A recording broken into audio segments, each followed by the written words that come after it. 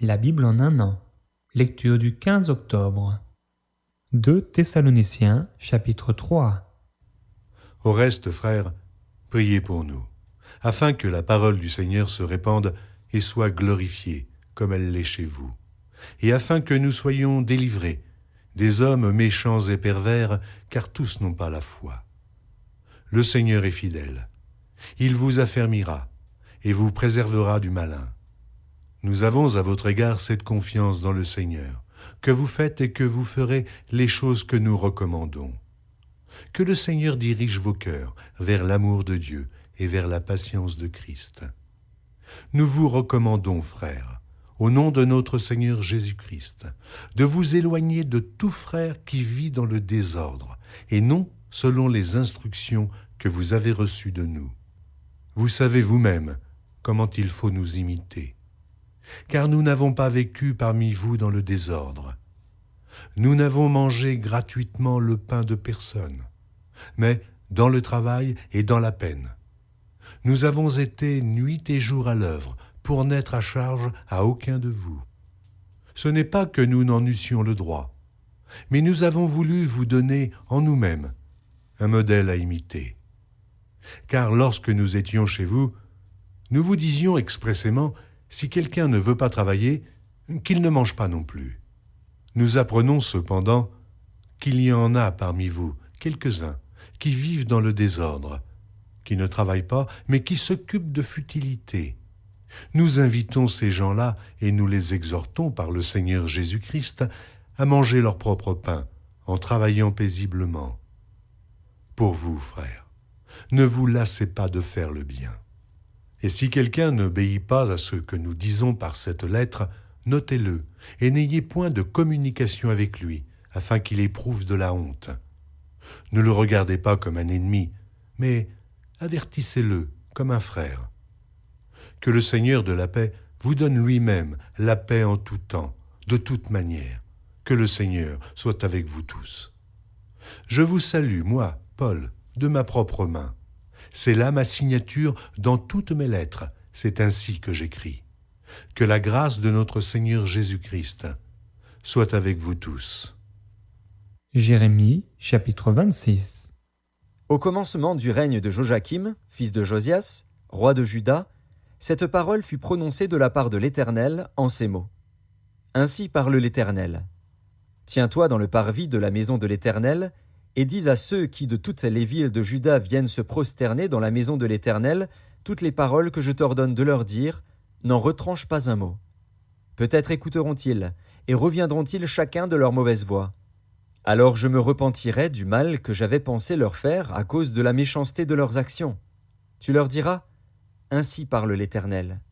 Si vous ne m'écoutez pas quand je vous ordonne de suivre ma loi que j'ai mise devant vous, d'écouter les paroles de mes serviteurs, les prophètes, que je vous envoie, que je vous ai envoyés dès le matin, et que vous n'avez pas écouté, alors je traiterai cette maison comme Silo, et je ferai de cette ville un objet de malédiction pour toutes les nations de la terre.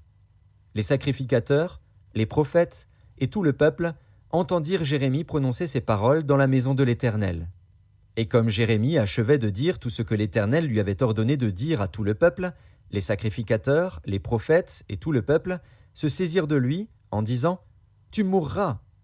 Pourquoi prophétises-tu au nom de l'Éternel en disant « Cette maison sera comme Silo et cette ville sera dévastée, privée d'habitants » Tout le peuple s'attroupa autour de Jérémie dans la maison de l'Éternel. Lorsque les chefs de Juda eurent appris ces choses, ils montèrent de la maison du roi à la maison de l'Éternel et s'assirent à l'entrée de la porte neuve de la maison de l'Éternel. Alors les sacrificateurs et les prophètes parlèrent ainsi aux chefs et à tout le peuple. « Cet homme mérite la mort, car il a prophétisé contre cette ville, comme vous l'avez entendu de vos oreilles. » Jérémie dit à tous les chefs et à tout le peuple, « L'Éternel m'a envoyé pour prophétiser contre cette maison et contre cette ville toutes les choses que vous avez entendues. Maintenant réformez vos voies et vos œuvres, écoutez la voix de l'Éternel, votre Dieu, et l'Éternel se repentira du mal qu'il a prononcé contre vous. Pour moi, me voici entre vos mains. Traitez-moi comme il vous semblera bon et juste.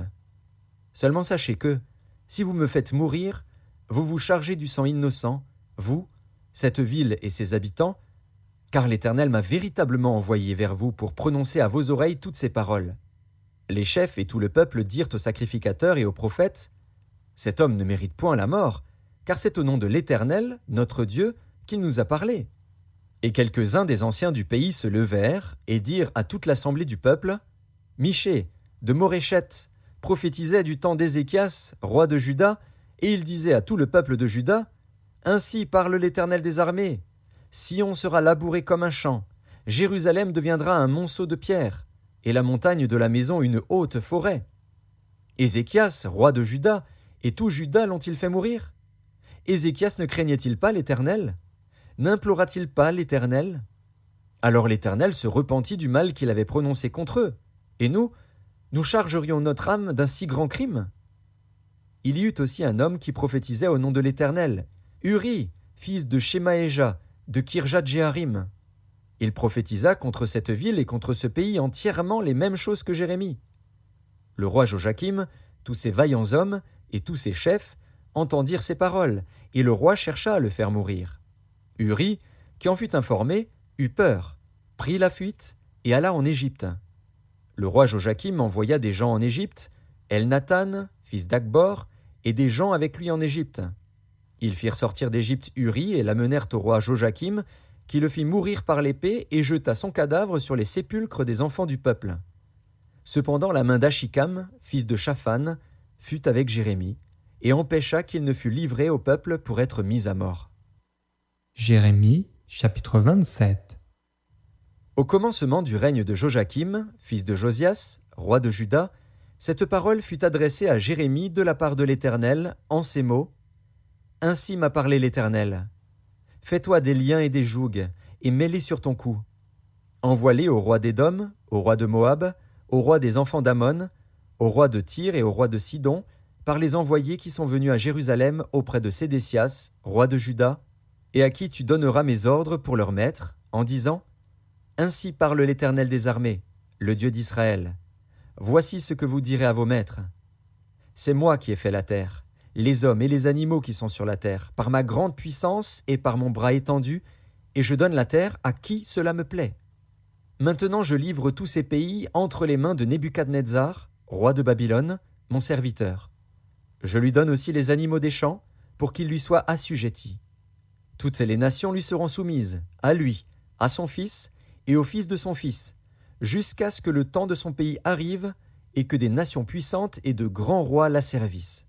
Si une nation, si un royaume ne se soumet pas à lui, à Nebuchadnezzar, roi de Babylone, et ne livre pas son cou au joug du roi de Babylone, je châtierai cette nation par l'épée, par la famine et par la peste, dit l'Éternel, jusqu'à ce que je l'ai anéanti par sa main. Et vous, n'écoutez pas vos prophètes, vos devins, vos songeurs, vos astrologues, vos magiciens qui vous disent « Vous ne serez point asservis au roi de Babylone ». Car c'est le mensonge qu'ils vous prophétisent, afin que vous soyez éloignés de votre pays, afin que je vous chasse et que vous périssiez. Mais la nation qui pliera son cou sous le joug du roi de Babylone et qui lui sera soumise, je la laisserai dans son pays, dit l'Éternel, pour qu'elle le cultive et qu'elle y demeure. J'ai dit entièrement les mêmes choses à Sédécias, roi de Juda. Pliez votre cou sous le joug du roi de Babylone, soumettez-vous à lui et à son peuple, et vous vivrez. Pourquoi mourriez-vous, toi et ton peuple, par l'épée, par la famine et par la peste, comme l'Éternel l'a prononcé sur la nation qui ne se soumettra pas au roi de Babylone? N'écoutez pas les paroles des prophètes qui vous disent « Vous ne serez point asservis au roi de Babylone », car c'est le mensonge qu'ils vous prophétisent. Je ne les ai point envoyés, dit l'Éternel, et ils prophétisent le mensonge en mon nom, afin que je vous chasse et que vous périssiez, vous et les prophètes qui vous prophétisent. J'ai dit aux sacrificateurs et à tout ce peuple, « Ainsi parle l'Éternel, n'écoutez pas les paroles de vos prophètes qui vous prophétisent, disant, « Voici, les ustensiles de la maison de l'Éternel seront bientôt rapportés de Babylone, car c'est le mensonge qu'ils vous prophétisent. Ne les écoutez pas, soumettez-vous au roi de Babylone, et vous vivrez. Pourquoi cette ville deviendrait-elle une ruine? S'ils sont prophètes et si la parole de l'Éternel est avec eux, qu'ils intercèdent auprès de l'Éternel des armées pour que les ustensiles qui restent dans la maison de l'Éternel, dans la maison du roi de Juda et dans Jérusalem, ne s'en aillent point à Babylone. Car ainsi parle l'Éternel des armées au sujet des colonnes, de la mer, des bases et des autres ustensiles qui sont restés dans cette ville, qui n'ont pas été enlevés par Nebuchadnezzar, roi de Babylone, lorsqu'il emmena captif de Jérusalem à Babylone Jéconia, fils de Joachim, roi de Juda, et tous les grands de Juda et de Jérusalem. Ainsi parle l'Éternel des armées, le Dieu d'Israël, au sujet des ustensiles qui restent dans la maison de l'Éternel, dans la maison du roi de Juda et dans Jérusalem. Ils seront emportés à Babylone, et ils y resteront jusqu'au jour où je les chercherai, dit l'Éternel, où je les ferai remonter et revenir dans ce lieu. Psaume chapitre 85. Au chef des chantres, les fils de Corée, psaume. Tu as été favorable à ton pays, ô Éternel. Tu as ramené les captifs de Jacob. Tu as pardonné l'iniquité de ton peuple, tu as couvert tous ses péchés. Tu as retiré toute ta fureur, tu es revenu de l'ardeur de ta colère. Rétablis-nous, Dieu de notre salut. Cesse ton indignation contre nous. T'irriteras-tu contre nous à jamais? Prolongeras-tu ta colère éternellement? Ne nous rendras-tu pas à la vie afin que ton peuple se réjouisse en toi? Éternel, fais-nous voir ta bonté et accorde-nous ton salut. J'écouterai ce que dit Dieu, l'Éternel, car il parle de paix à son peuple et à ses fidèles, pourvu qu'il ne retombe pas dans la folie. Oui, son salut est près de ceux qui le craignent, afin que la gloire habite dans notre pays. La bonté et la fidélité se rencontrent, la justice et la paix s'embrassent. La fidélité germe de la terre, et la justice regarde du haut des cieux. L'Éternel aussi accordera le bonheur, et notre terre donnera ses fruits. La justice marchera devant lui, et imprimera ses pas sur le chemin. Proverbe chapitre 25, verset 16. Si tu trouves du miel, n'en mange que ce qui te suffit, de peur que tu n'en sois rassasié et que tu ne le vomisses.